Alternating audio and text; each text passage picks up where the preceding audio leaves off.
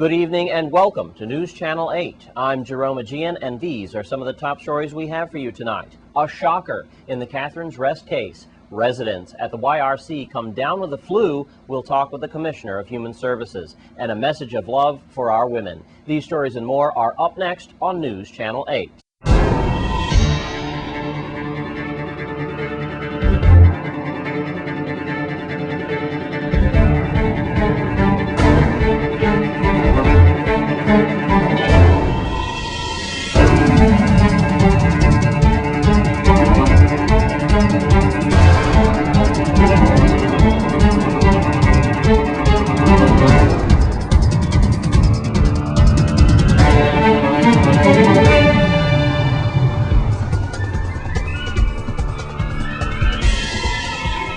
In our top story tonight, there could be an outbreak of swine flu at the YRC. News Channel 8's Wes Small is there. Okay, Jerome, here's what's going on. We are here at the Youth Rehabilitation Center in Annis Hope, where of course, we keep minor offenders. And unfortunately, we find out that we have 4 possible cases of swine flu, and that is with the inmates. That has not been confirmed by the Health Department or Human Services.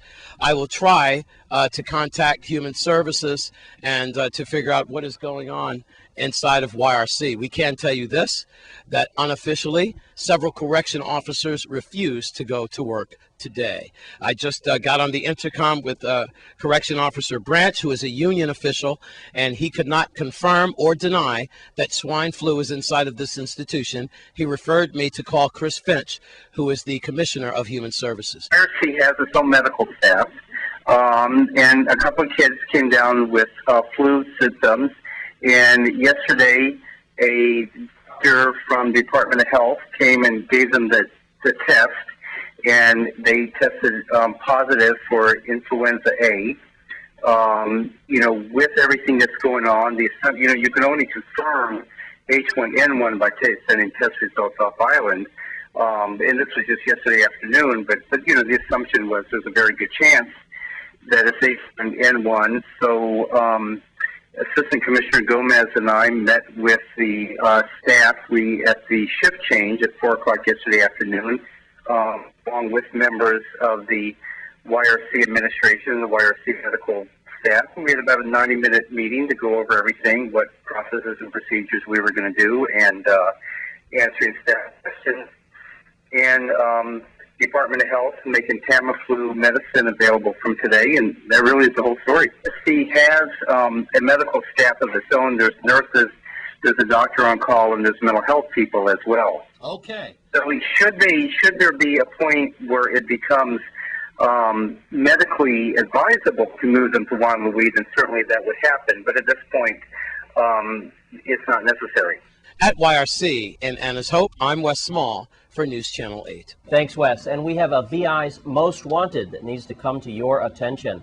Here's the information that we have so far. The Virgin Islands Police Department has placed St. Croix resident Uriah Smith on the VI's Most Wanted list. A warrant for his arrest, dated October 5th, was issued by the Superior Court. Smith is charged with domestic violence-related charges, including burglary in the 3rd degree, aggravated assault and battery, destruction of property, and grand larceny.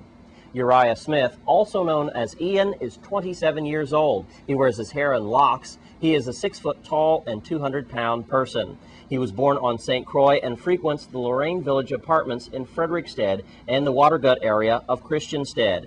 Anyone knowing the whereabouts of Uriah Smith or has seen him recently is asked to call the Criminal Investigation Bureau at 340-712-6077 or 712-6037.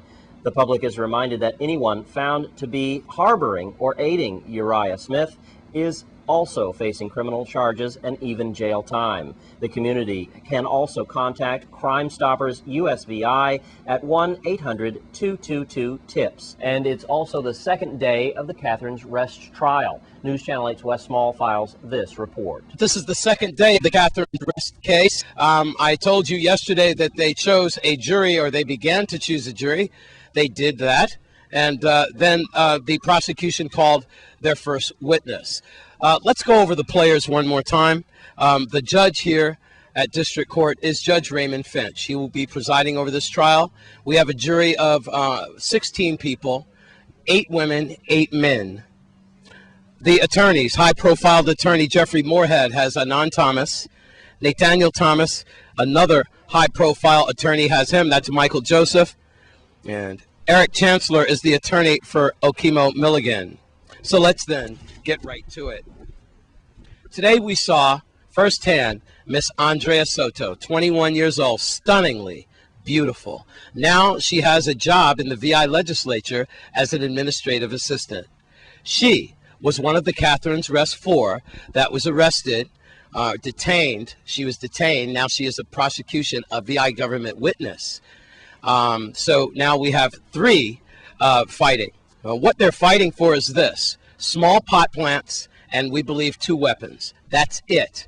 As a matter of fact, heading the prosecution team is none other than former Judge Alfonso Andrews and prosecutor, and also a familiar Sergeant Dino Herbert. Remember that. So, bam, we get finished with the Jeffrey Brown case, and we go into this Catherine's Rest case, and we have leftovers from the previous case.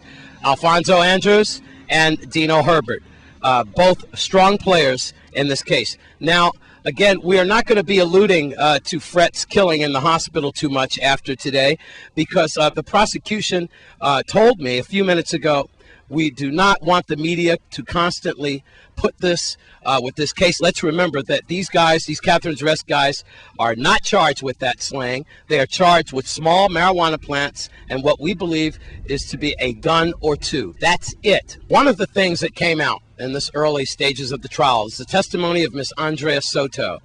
Now, she only spent about 3 days in Guaynabo in Puerto Rico, right? And these guys, the Thomas brothers and Milligan, 17 months. They've been away from their loved ones and their family. 17 months as compared to 3 days for Miss Soto. Ms. Soto's charges are all dropped. She was initially charged with possession with intent to distribute because about 4 or 5 dime bags was found in the lower portion of the door of her vehicle. So we had a lot of cross-examination with that. Who drove your vehicle? She said she didn't know where that weed came from, and it wasn't hers. Also about the shootout, a little bit about that. Tomorrow we're going to get into possibly stronger witnesses. Actually, later today, we're going to be getting into stronger witnesses involving the shootouts and so forth. So now you're pretty much caught up. But it was interesting how Judge Raymond Finch had to admonish Eric Chancellor, Okemo Milligan's attorney. He was questioning, actually in the redirect, the cross-examination of Andrea Soto, saying how you made a deal and you took this deal, and she was like, no, it's not a deal, I'm just telling the truth type thing. And Judge Finch said, hey, you're beating a dead horse. Let's just drop that and get on with it. So that was kind of interesting. I do have to tell you that the cross-examination from Michael Joseph was dominating. I think the jury likes Michael Joseph, and I think that he did get rid of a lot of things against his client as far as Nathaniel Thomas was concerned. Also, Jeffrey Moorhead, another dynamic defense attorney, was doing a good job at cross-examination as well. Those 2 attorneys, Michael Joseph and also Jeffrey Moorhead, 2 high-profile defense attorneys, it's going to be a pretty good case. And, of course, we have Alfonso Andrews. As a former judge, he is a pretty good prosecutor in his own right. So it's going to be a good one. And News Channel 8 is all over this. I've left out some other juicy tidbits, but I'll get you caught up on everything. For now, I'm at District Court. This is the Catherine's Rest case, and I'm all over this one. So is News Channel 8.